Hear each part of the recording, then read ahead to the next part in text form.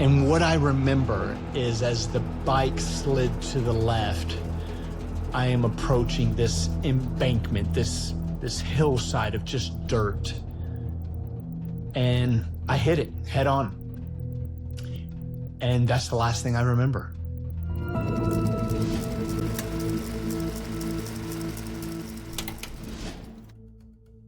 I woke up in my tent early morning, really excited about descending down into Telluride, Colorado.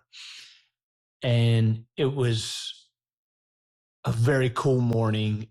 The air was fresh and crisp.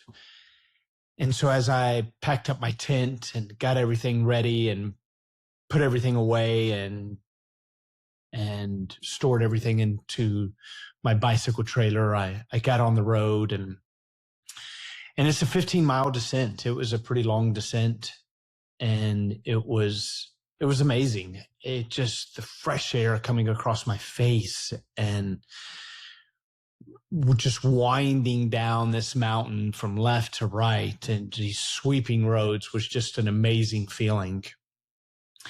No cars at the time towards the top. It was very pleasant.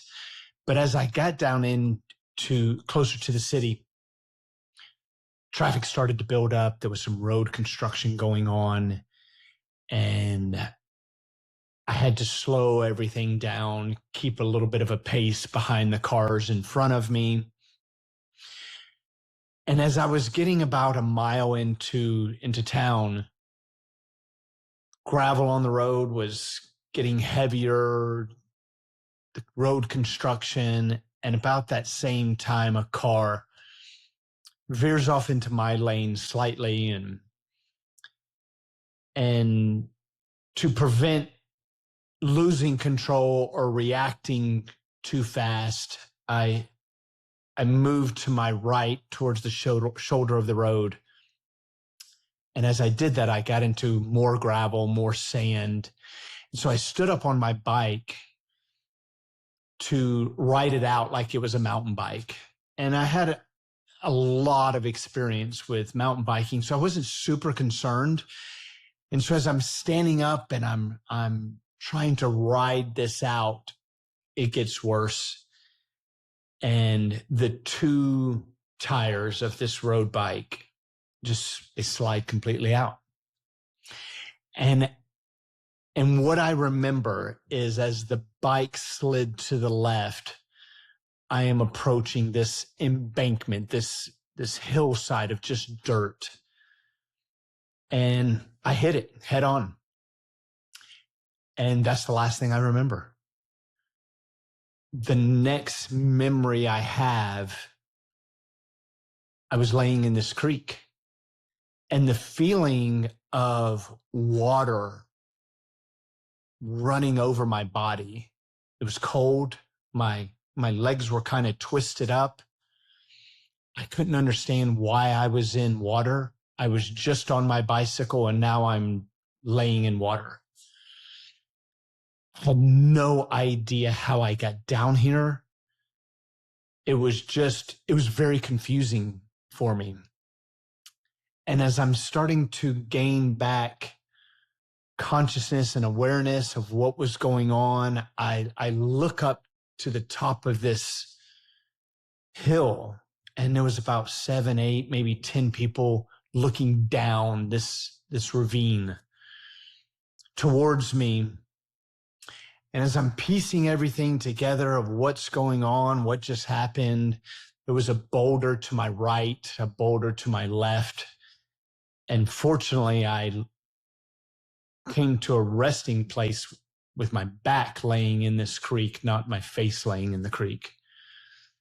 I had a water bottle that was thrown down and down this culvert pipe that part of my legs were sticking down.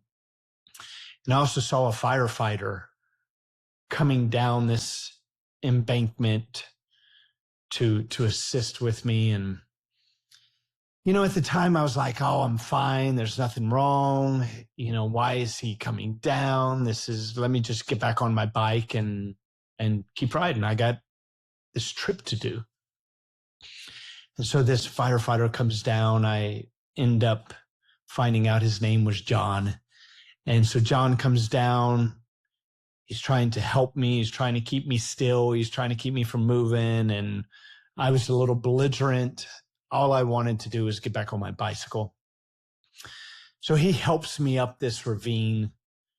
We get back to the top of the road, and they're asking me questions about my physical being, and I'm asking questions about my bicycle. Like, where's my bicycle? What's wrong with it? I need to get back on the road. And they're encouraging me at this point. There's an ambulance there. They're encouraging me to get in the ambulance and go to the hospital. And I'm like, no way, I'm fine. And there was still a lot of adrenaline at this point. I was still very dizzy, in and out of dizziness. And the firefighter, John, who was helping me, he was keeping an eye on me. He really was.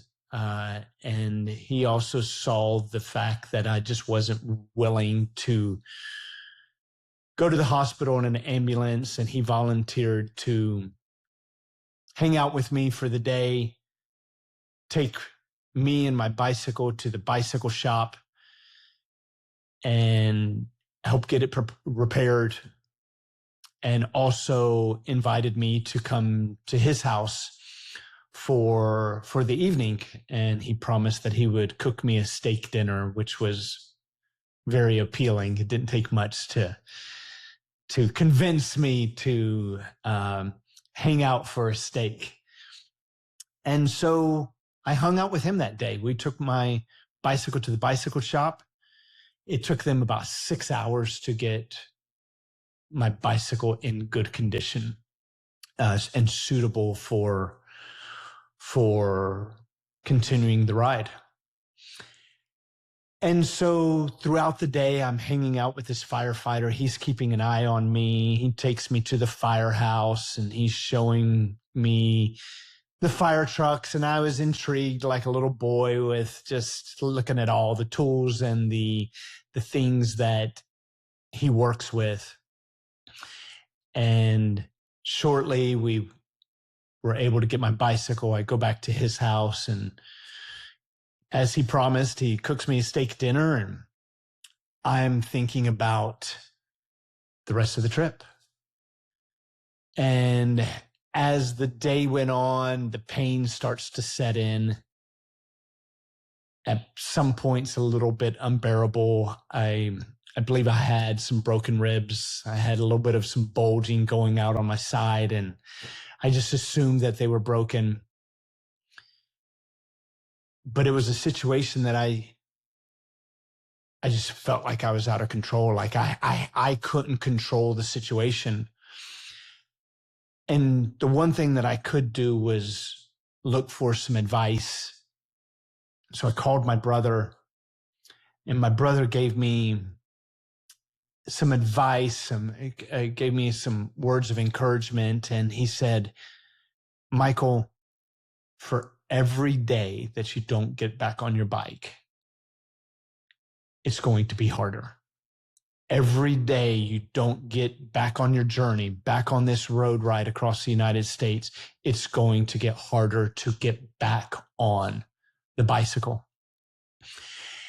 And so reflecting back, now sitting here and thinking about that, I think about the times that I have had struggles in whatever it is, work, relationship, whatever that may be, where I get complacent, I get lazy, or I get discouraged, or I'm hit sideways and I don't know how to respond or react.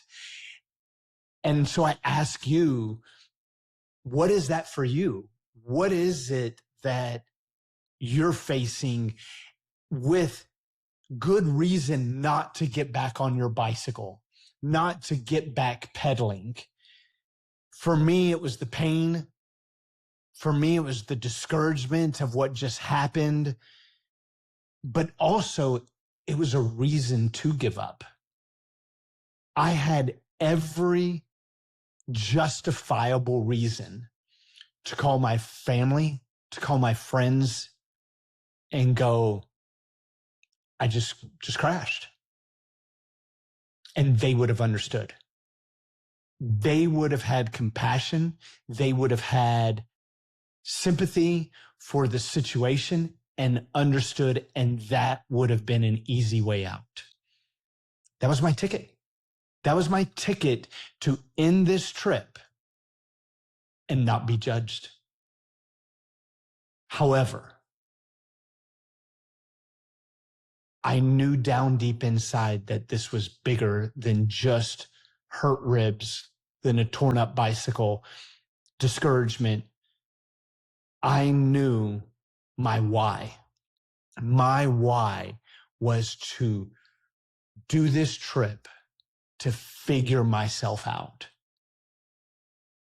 And so the importance of having a why, the importance of knowing that when you have your crash, when you have your difficulty, when you have your struggle, having your why solidified so that way when those times happen, not if the time happens, but when you have your crash, it's the why that gets you through, not anything else. And that's what it was for me. My why is what kept me going. My why is what encouraged me to get back on my bike, regardless of the pain, regardless of the disappointment, and regardless of the advice of others, to take a break, get some rest, go to the hospital, go get checked out, get new supplies. I chose to get back on my bike and keep pedaling. And it was the best decision I'd made. It not only did I get back on my bike, and it was hard, but then it also got a little easier. Every day, although physically hard and another thing to deal with, it did get easier day by day. And so I encourage you to look at your situation, and regardless how long you've been off the bicycle, regardless how long you've been out of whatever situation that is for you, your dream, your endeavor, your journey, whatever that is, today's the day. Today's the day to get back on your bicycle. Today's the day to just keep pedaling. And so I did that. Even with the firefighter suggesting, Michael, just take a break. Just relax, hang out. Let me monitor you. Let me make sure that you don't have a concussion, whatever that is. But I chose to just keep pedaling. And that day, got up at 5 o'clock in the morning, gave this firefighter a big hug, was super grateful for everything that he did for me over the last 24 hours. And early that morning, I set off. And I ended up putting 70 miles in that day and continued pedaling, I continued moving forward on the journey. Eventually, several days later, I came to a peak. And that peak was the arrival of the last mountain, the last big hurdle going through the Colorado Rockies. And I knew that on the other side of that peak was a downhill descent to the plains of Kansas. I was so excited, but also there was a little bit of sadness because I was letting go of another journey, of another endeavor, the difficulties that the Colorado Rockies brought to me. but it was a new chapter. As I descended down into Kansas, I thought, wow, it's downhill from here. I just got to coast all the way to the coast of North Carolina. However, what I didn't realize, the mundaneness, the simplicity of the journey was about to start, but not simplicity as far as difficulty, because it shifted from a physical difficulty to a mental difficulty, but it was about the being in a hamster wheel. Same thing over and over every day. And the things I had to do during the 5 days of going through Kansas. The grasshopper story that I want to share with you on our next episode.